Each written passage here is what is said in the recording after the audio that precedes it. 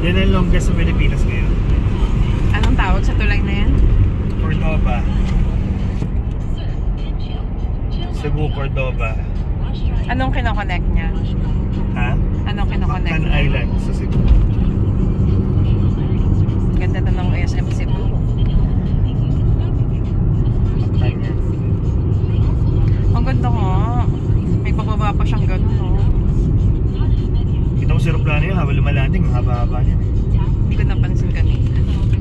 Hindi, nung gabi, nung galing tayo Dumaguete. Ah, oo.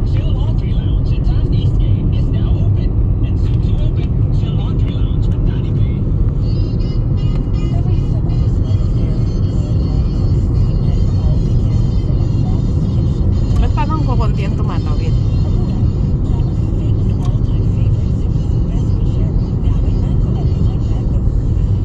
Teka, longest ba siya? O longer ba siya kaysa kay? Saan yung ramp? I don't know. Ito yung ramp. Sorry. Oh, you might miss it.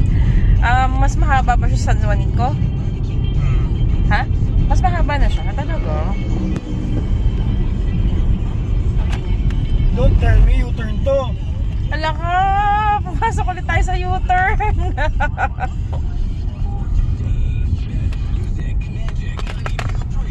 Ayan, naliligaw kami. Ayan, umikot kami. Hinahanap namin ng 10,000 roses.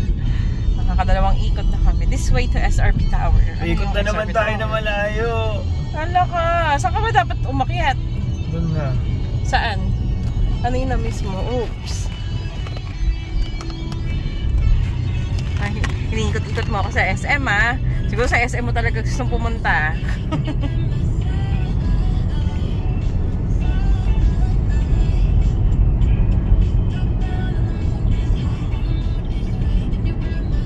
Ano yung nasa tuktok ng SM?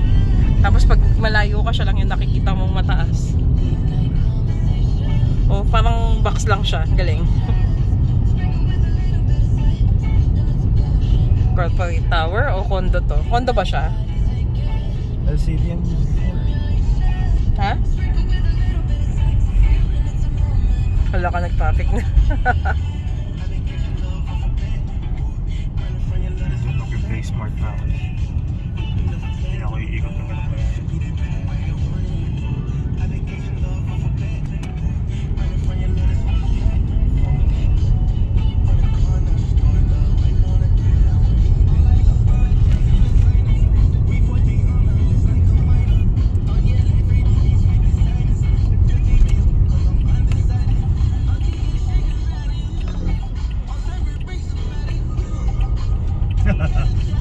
Bakit? Gumagawa ng gagawin.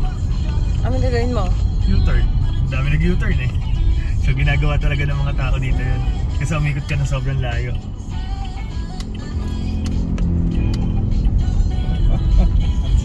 Kung sino man po nakakapanood nito. Sorry. Ayoko nang umikot ng ganun malayo. Cebuana na ako. No U-turn, no? Kitang-kita ko. SM Seaside City, Cebu.